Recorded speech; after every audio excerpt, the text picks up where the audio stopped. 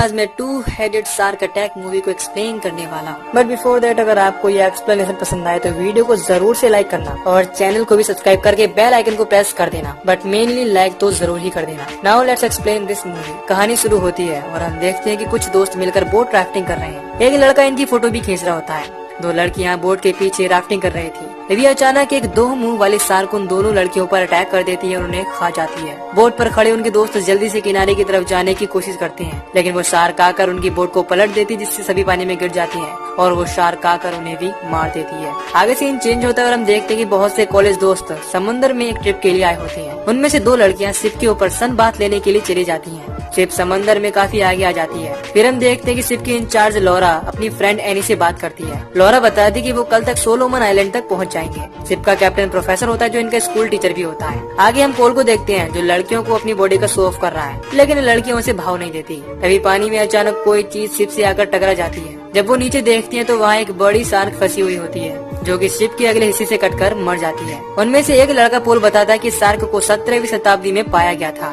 और ये हमेशा अपने झुंड में रहते हैं। फिर प्रोफेसर एक डंडे से उस शार्क को वहाँ से हटाने लगता है। इसी बीच वो शार्क इनके शिप के पंखे में जा लगती है। इससे उस शिप का बैलेंस खराब होने लगता है और शिप डैमेज हो जाती है। उस शार्क के खून से अट्रैक्ट होकर दो मुंह वाले शार्क वहीं आ जाती है और उस शार्क को खाने लगती है। इसके बाद लॉरा हेल्प मांगने के लिए कंट्रोल रूम को कांटेक्ट करती है, लेकिन एंटीना टूट जाने की वजह से वो ठीक से बात नहीं कर पाती। शिप पर मौजूद सभी लोग काफी परेशान हो जाते हैं। तभी लॉरा जल्दी से प्रोफेसर को बताती है कि शिप डैमेज होने की वजह से उनकी शिप कुछ ही टाइम में डूब जाएगी।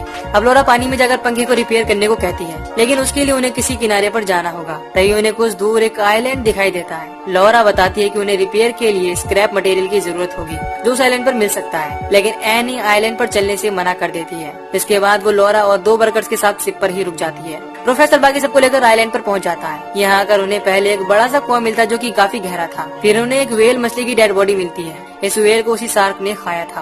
प्रोफेसर सबसे शिप रिपेयर के लिए स्क्रैप मेटल को ढूंढने को कहता है। इधर शिप पर लॉरा पानी में जाकर शिप को रिपेयर करने का डिसाइड करती है। जब लॉरा शिप को रिपेयर कर रही होती है तो उसके रिपेयर की आवाज से वो शार्क उसकी तरफ अट्रैक्ट होने लगती है। ऊपर शिप पर एनी सन बाथ लेने लगती है, जिससे वो लॉरा के ऊपर ध्यान नहीं दे पाती। लॉरा के ऊपर वो शार्क अटैक करने लगती है और कुछ ही देर में वो शार्क लॉरा को खा जाती है। इधर आइलैंड पर वो सब देखते हैं कि वहाँ पर कुछ घर है, लेकिन वहाँ कोई नहीं रहता। फिर प्रोफेसर सबको वापस से स्क्रैप मटेरियल ढूंढने को कहता है, लेकिन उनमें से कुछ बीच पर घूमने के लिए चले जाती हैं। इधर शिप पर कंट्रोल रूम से ऑफिसर बात करने की कोशिश करता है, लेकिन उसे कोई जवाब नहीं मिल पाता क्योंकि एनी ऊपर सनबाथ में बिजी होती है। दूसरी तरफ प्रोफेसर बाकी सबको लेकर मेटल ढूंढने के लिए आइलैंड पर और आगे जाने लगता है। उन्हें वहाँ पर और भी घर दिखाई देती है। उन्हें वहाँ पर दो पुरानी बोट्स भी मिलती हैं। उनमें से एक लड़की केट उस बोट पर जाकर उसे चेक करने लगती है। दूसरी तरफ घर में सामान ढूंढते हुए लिंडसी नाम की लड़की को एक गन मिलती है, जिसे वो अपने बैग में रख लेती है। इधर केट उस शिप को स्टार्ट करने की कोशिश करती है, लेकिन उस शिप में खराबी के कारण वो स्टार्ट नहीं हो पाती।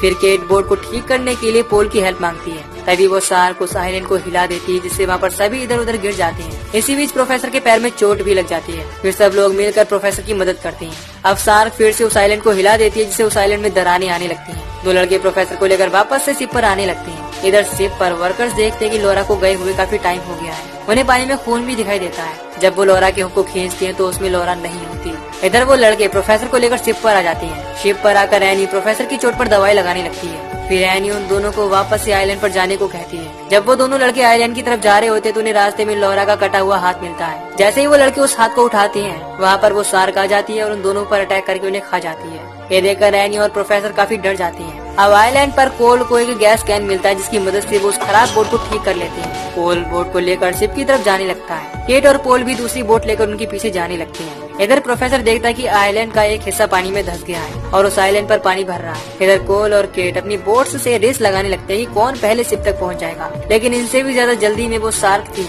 इन्हें अपने पेट का रास्ता दिखाने के लिए। इसीलिए वो उनकी बोट की आवाज सुनकर उनकी तरफ बढ़ने लगती है और इसीलिए एनी उन्हें शिप पर आने को मना करती है, क्योंकि अगर वो पानी में आए तो शार्क उन पर हमला कर देगी। अब आइलैंड पर खड़े बाकी लोग उनकी रेस को एंजॉय करने लगते हैं। रेस में केट की बोट कोल की बोट से आगे रहती है। एनी उन्हें रोकने के लिए एक फ्लेयर भी फायर करती है, जिससे वो यहाँ न आए, लेकिन इससे पहले वो रेस को रोकती। इसी बीच वो शार्क कोल की बोट पर अटैक कर देती है, जिससे उनके साथ का एक लड़का पानी में गिर जाता है। लेकिन यहाँ पर कोल उस लड़के की मदद नहीं करता और आगे जाने लगता है। तभी वो शार्क आकर उस पर अटैक कर देती है और उसे खा जाती है। ये सब आइलैंड पर खड़े उनके दोस्त भी देखकर डर जाते हैं। इसके बाद वो शार्क कोल की बोट के पीछे लग जाती है। कोल को पता चल जाता है कि वो शार्क ज्यादा आवाज करने वाली बोट के पीछे लगी है। क्योंकि उस बोट की मोटर बहुत ही ज्यादा आवाज कर रही थी और शार्क ऐसी आवाजों से नफरत करती है। अब मतलबी कोल अपने साथी को छोड़कर बोट से कूद जाता है, जिसके बाद वो शार्क उस बोट को पलट देती है और वो दोनों पानी में गिर जाती है। इसके बाद वो शार्क उन्हें बेरहमी से खा जाती है। ये देखकर आइलैंड पर खड़े सभी लोग रोने लगते हैं। इधर केट कोल को अपनी बोट में पकड़ लेती है। केट अपनी बोट को किनारे की तरफ ले जाती है और बाद में कोल को पीटने लगती है, क्योंकि उसकी वजह से 3 लोग मारे गए थे।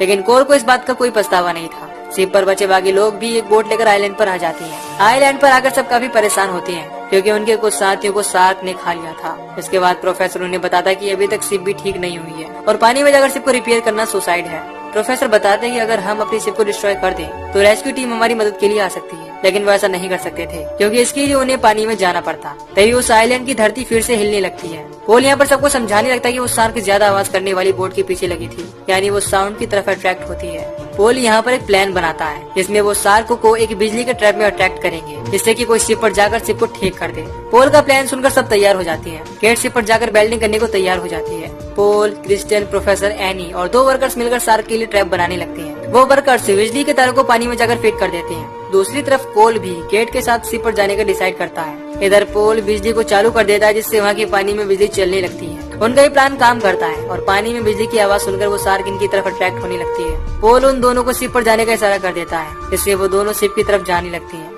शिप पर आकर केट वेल्डिंग करने के लिए शिप के नीचे चली जाती है और वेल्डिंग करने लगती है।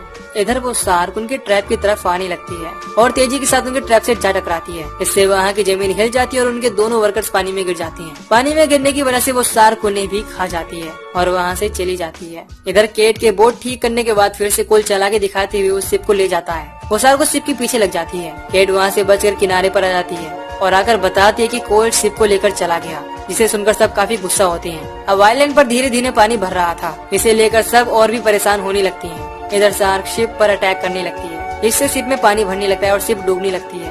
कोल रेस्क्यू टीम को कांटेक्ट करने की कोशिश करता है, लेकिन उसे सिग्नल नहीं मिल पाते। फिर कोल एक रबर बोट को लेकर पानी में कूद जाता है, लेकिन शार्क उस पर अटैक करके उसे भी खा जाती है। इसके बाद शार्क फिर से आइलैंड को हिलाने लगती है, जिससे आइलैंड की धरती पानी में तेजी से जाने लगती है। फिर सब लोग बचने के लिए आइलैंड के दूसरी तरफ जाने लगते हैं। रास्ते में जाते हुए एनी प्रोफेसर को बताती है कि उनके ग्रुप की 2 लड़कियां बचने के लिए दूसरी तरफ जा रही हैं। एनी उसे वहां जाने को मना भी करती है, लेकिन प्रोफेसर एनी को लेकर वहां से जाने लगता है। वो लड़कियां भागते हुए समंदर के किनारे की तरफ आ जाती हैं और सोचती हैं कि वो बच गईं, लेकिन तभी वहां पर वो शार्क आ जाती है और उन दोनों को एक ही बार में खा जाती है। प्रोफेसर और एनी भागते हुए रास्ते में गिर जाते हैं और वो बाकी सबसे अलग भी हो जाते हैं। एनी प्रोफेसर को लेकर एक तरफ आ जाती है, जहाँ तेजी से पानी उनकी तरफ आने लगता है। तभी वहाँ वो शार्क आकर इन्हें भी खा जाती है। पूरे आइलैंड में पानी भर चुका था। सब लोग बचने के लिए एक लकड़ी के घर में जाने लगते हैं। वो सब जल्दी से उस घर में आ जाते हैं। वो शार्क इनके पीछे अभी भी लगी थी। वो शार्क यहाँ इनके पीछे आ जाती है। फिर ईथन एक लकड़ी लेकर शार्क को मारने लगता है। लिंड से भी गन लेकर शार्क पर फायरिंग करने लगती है, लेकिन फायरिंग का उस शार्क पर कोई असर नहीं होता। वो शार्क लिंड से को भी खा जाती है। अब ईथन सबको बाहर जाने को कहता है। फिर सब खिड़की की मदद से बाहर आ जाते हैं, लेकिन वो शार्क ईथन को भी खा जाती है।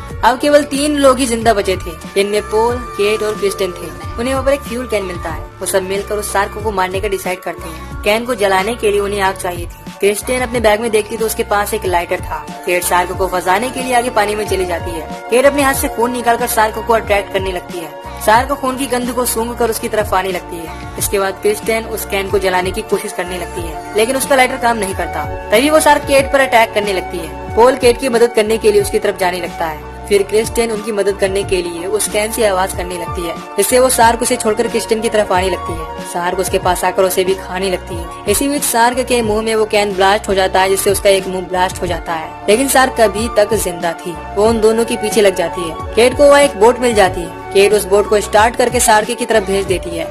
शार्क उस बोट की आवाज से बोट की तरफ तेजी से बढ़ने लगती है और उस बोट को अपने मुंह में पकड़ लेती है। तभी वहाँ एक बड़ा सा ब्लास्ट होता है, जिसमें वो शार्क मारी जाती है। अब केट और पोल ये देखकर काफी खुश होते हैं। थोड़ी देर में वहाँ रेस्क्यू टीम का एक हेलीकॉप्टर आ जाता है और इसी के साथ ये मूवी यहीं पर खत्म हो जाती है। तो दोस्तों, अगर आपको इस मूवी की एक्सप्लेनेशन पसंद आई हो तो वीडियो को लाइक और चैनल को सब्सक्राइब कर दीजिए। बाकी मैं मिलूंगा आपसे न्यू वीडियो में। Till then take care, love you.